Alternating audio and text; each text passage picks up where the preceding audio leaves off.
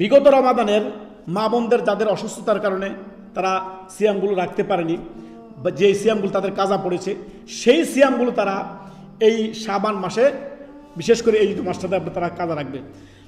কেন উম্মুল মুমিনিন আয়েশা রাদিয়াল্লাহু আনহা নবী সাল্লাল্লাহু আলাইহি সাল্লাম কি বললেন, একটু আগে আমরা হাদিস কি বললাম, রাসূলুল্লাহ সাল্লাল্লাহু আলাইহি সাল্লাম আপনার এই শাবান মাসে তিনি বেশি বেশি করে নফল সিয়াম পালন করতেন। উম্মুল মুমিনিন আয়েশা রাদিয়াল্লাহু আনহা তিনি বলেন যে আমার যে ভাঙতি সিয়ামগুলো থাকতো সেগুলো আমি শাবানে পূর্ণ করতাম।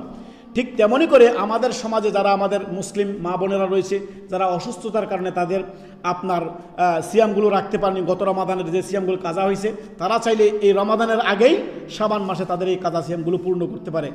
কিংবা কেউ যদি অসুস্থ থেকে থাকে, যারা অসুস্থ ছিল রমাদান মাসের অনেক রোজা হয়তো রাখতে পারেনি, তারাও আপনার চাইলে তাদের এই ভাঙতি যেই কাজা রোজা সিয়ামগুলো সেগুলো এই শাবান মাসে তারা পূর্ণ করে নিতে পারে।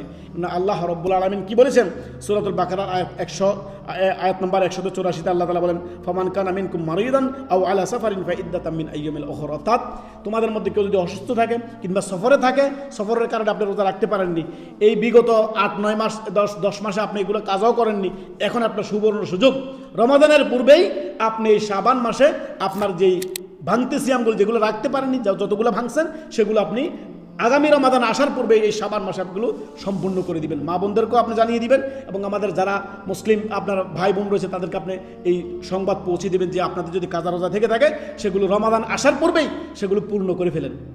রমাদান বিশেষ করে যারা আপনার রেখেছেন আলহামদুলিল্লাহ, তারা কি করবেন, বেশি বেশি করে নফল সিয়াম পালন করেন, রমাদানের প্রস্তুতি গ্রহণ করেন। রমাদান আসতে যাচ্ছে আমাদের সামনে, তাই না? আল্লাহ আমাদেরকে বেশি বেশি করে রমাদানের গুরুত্ব মাহাত্ম্য বোঝা এবং রমাদানের জন্য ফুল প্রস্তুতি নিয়ে রমাদানকে আহলান সালাম জানানোর তৌফিক দান করুন। আল্লাহুম্মা আমিন।